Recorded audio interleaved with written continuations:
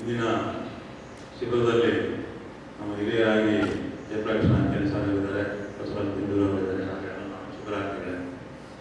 ನಾನು ಸಂಕ್ಷಿಪ್ತವಾಗಿ ನಮ್ಮ ಇಲಾಖೆ ಬಗ್ಗೆ ಹಾಗೂ ನನ್ನ ಸ್ವಲ್ಪ ಪರಿಚಯ ಮಾಡ್ಕೊಳ್ತೇನೆ. ಯಾಕಂದರೆ ನಮ್ಮ ಕೋಪಾರ್ಟ್ನ ರವೀಂದ್ರ ಅವರನ್ನು ಪರಿಚಯ ಮಾಡಲಿಲ್ಲ, ಸರಿಯಾಗಿ ಹೇಳಲೇ ಇಲ್ಲ ಅವರು. ಅದ್ರ ಬಗ್ಗೆ ಒಂದು 2 ಲೈನ್ ಮಾತಾಡ್ತೀನಿ ನನ್ನ ಇಲಾಖೆ ಬಗ್ಗೆ, ನನ್ನ ಬಗ್ಗೆನೂ ಹೇಳ್ಕೊಳ್ತೀನಿ. ನಾನು ಮೂಲತಃ ಪಶುವೈದ್ಯ. ನಾನು ಸರ್ಕಾರಿ ಸೇವೆಗೆ 1986ರಲ್ಲಿ ಸೇರಿಕೊಂಡಿದ್ದೆ. ಅದು ಗುಲ್ಬರ್ಗ ಜಿಲ್ಲೆಯಲ್ಲಿ ಕೆಲಸ ಮಾಡಿದ್ದೀನಿ. ಆಲ್ಮೋಸ್ಟ್ ನಾನು 8 ಜಿಲ್ಲೆಯಲ್ಲಿ ಕೆಲಸ ಮಾಡಿದ್ದೇನೆ. 3 ಡಿವಿಷನಲ್ಲಿ ಕೆಲಸ ಮಾಡಿದ್ದೇನೆ, ಎಕ್ಸೆಪ್ಟ್ ಮೈಸೂರು ಒಂದು ಡಿವಿಷನ್ ಬಿಟ್ಟರೆ ಎಲ್ಲ ಜಿಲ್ಲೆಯಲ್ಲಿ ಕೆಲಸ ಮಾಡಿದ್ದೇನೆ. ಇದು ನನ್ನ ಸಂಕ್ಷಿಪ್ತ ಪರಿಚಯ. ಆಮೇಲೆ ಕೊನೆಯಾಗಿ ನಾನು ಜಂಟಿ ನಿರ್ದೇಶಕರಾಗಿ ಇಲ್ಲೇ ಹೆಸರುಗಟ್ಟದಲ್ಲಿ ನಿವೃತ್ತಿ ಹೊಂದಿದ್ದೇನೆ. ಇಷ್ಟು ನನ್ನ ಪರಿಚಯ ಇದೆ.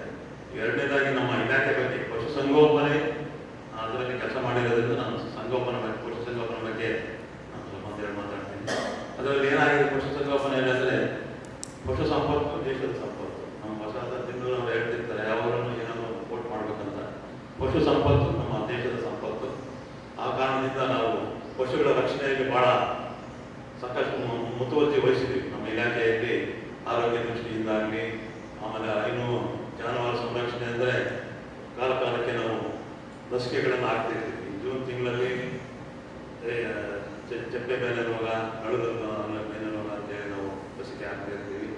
ಆಮೇಲೆ ಈಗ ನಮ್ಮ ಇಂಪಾರ್ಟೆಂಟ್ ನಮ್ಮ ಇಲಾಖೆಯಲ್ಲಿ ಮೃದುಗರ್ಭಧಾರಣ ಕಾರ್ಯಕ್ರಮ ನಡೀತಾ ಇರುತ್ತೆ.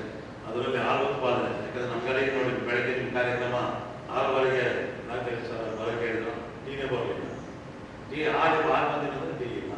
ಆ ಕಾರಣಕ್ಕೆ ನಮ್ಮ ಇಲಾಖೆ ಭಾಳ ಮಹತ್ವ ಪಾತ್ರ ವಹಿಸುತ್ತೆ ಹಾಲು ಉತ್ಪಾದನೆಯಲ್ಲಿ. ನಾವು ಯಾಕಂದರೆ ನಮ್ಮ ಮೃದುಗರ್ಭಧಾರಣೆ ಬೇರೆ ಬೇರೆ ತಳಿಗಳಿಂದ HFC, HF ವೀರ್ಯದ ನಳಿಕೆಗಳಿಂದ ನಾವು ಜಾನುವಾರು ಸಂರಕ್ಷಣೆ ಮಾಡಿ ಅವಕ್ಕೆ ಉತ್ಪಾದನೆ ಮಾಡಿ ಹಾಗೂ ನಮ್ಮ ದೇಶದಲ್ಲಿ ಎಲ್ಲರಿಗೂ ನಮ್ಮ ಆರೋಗ್ಯ ಸುಧಾರಣೆ ಆಗಲಿಕ್ಕೆ ಅದೊಂದು ಭಾಳ ಪಾತ್ರ ವಹಿಸ್ತದೆ.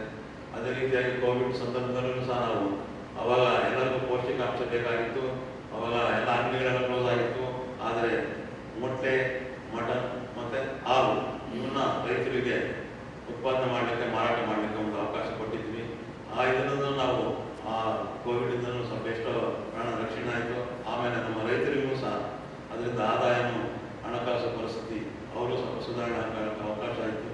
ಈ ಕಾರಣದಿಂದ ನಮ್ಮ ಇಲಾಖೆ ನಮ್ಮ ರೈತ ಜನಗಳಿಗೆ ಭಾಳ ಅನುಕೂಲ ಆಗುತ್ತೆ. ನಮ್ಮ ಸಿದ್ದಿಂಗ ಸ್ವಾಮಿ ಹೇಳಿದ್ರು, ರೈತರು ಕೃಷಿ ಬಗ್ಗೆ ಹೇಳಿದವರು. ನಮ್ಮಲ್ಲಿ ಏನಾಗಿದೆ, ಇತ್ತೀಚಿನ ದಿನಗಳಲ್ಲಿ ನಮ್ಮ ಜಾನುವಾರು ಸಂಖ್ಯೆ ಕ್ಷೀಣ ಆಗ್ತಾ ಇದೆ. ಯಾಕಂದ್ರೆ ನಾವೆಲ್ಲರೂ ಎಲ್ಲ ನಗರೀಕರಣ ಆಗ್ತಾ ಇದೆ. ಎಲ್ಲ ಊರು ಗ್ರಾಮಗಳೆಲ್ಲ ಬಿಟ್ಟು ಎಲ್ಲ ಯುವಕರೆಲ್ಲ ಪಟ್ಟಣ ಸೇರ್ತಾ ಇದ್ದೀವಿ. ಆ ಕಾರಣಕ್ಕೆ ಜಾನುವಾರು ಸಂಪತ್ತು ಭಾಳ ಕಡಿಮೆ ಆಗ್ತಾ ಇದೆ. ಹಿಂದೆಲ್ಲ ನಾವು ಒಂದು ಗ್ರಾಮಕ್ಕೆ ಹೋದರೆ 500-1000 ಜನ ನೋಡ್ತಾ ಇದ್ವಿ. ಇವತ್ತು ಕೇವಲ ಬೆರಳಿಕೆ ಯಾವುದು ಕಟ್ಟೆ ಕುಂತ್ಕೊಂಡು ವಿಮಾನ 10, 20, 200, 150 ಸಿಗೋದಕ್ಕೆ ಒಂದು ಗ್ರಾಮಕ್ಕೆ ಸಿಗೋದು ಕಷ್ಟ ಆಗ್ತಾ ಇದೆ. ಇದೇ ರೀತಿ ಮುಂದುವರೆದರೆ, ಯಾಕಂದರೆ ಎಕಾಲಜಿಕಲ್ ಬ್ಯಾಲೆನ್ಸ್ ನಾವೆಲ್ಲ ಕಳ್ಕೊಂಡ್ಬಿಟ್ಟಿದ್ದೀವಿ ನಾವು.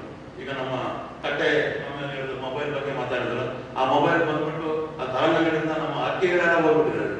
ನೋಡಿ, ಇಲ್ಲಿ ಯಾರು ಕೇಳ್ತಾ ಇದ್ದೀವಿ ಅಷ್ಟೇ, ಇಂಥ ವಾತಾವರಣ ಇರೋದ್ರೆ ಸಿಗುತ್ತೆ. ಬೇರೆ ಕಡೆ ಹೋದ್ರೆ ಹಕ್ಕಿಗಳೇ ನಾವು ಎಷ್ಟೋ ಹಕ್ಕಿಗಳು ನಾವು ಅವ್ರ ಸಂತತಿನ ಎಲ್ಲ ಕಂಪ್ಲೀಟ್ ನಾಶ ಆಗ್ತಿದೆ. ಈ ಕಾರಣಕ್ಕೆ ನಮ್ಮ ಇಲಾಖೆ ಭಾಳ ಮಹತ್ವ ವಹಿಸ್ತದೆ. ಆಮೇಲೆ ಎಲ್ಲ ಕಾಲಕ್ಕೆ ಈಗ ಹುಚ್ಚುನಾಯಿ ರೋಗ ಬಂದರೂ ಸಹ ನಾವು ಲಸಿಕೆ ಹಾಕಲಿಕ್ಕೆ ನಾವು ರೈತರಿಗೆ ಹೇಳ್ತೀವಿ. ಈಗಾಗಲೇ ಸಾಮೂಹಿಕ ಲಸಿಕೆ ಹಾಕಲಿಕ್ಕೆ ಕಾರ್ಯಕ್ರಮ ತಗೊಂಡಿದ್ದೀವಿ. ಅದು ಪಟ್ಟಣಗಳಲ್ಲಂತೂ ಅದು ದೊಡ್ಡ ಪ್ಯಾನಿಕ್ ಅಂತ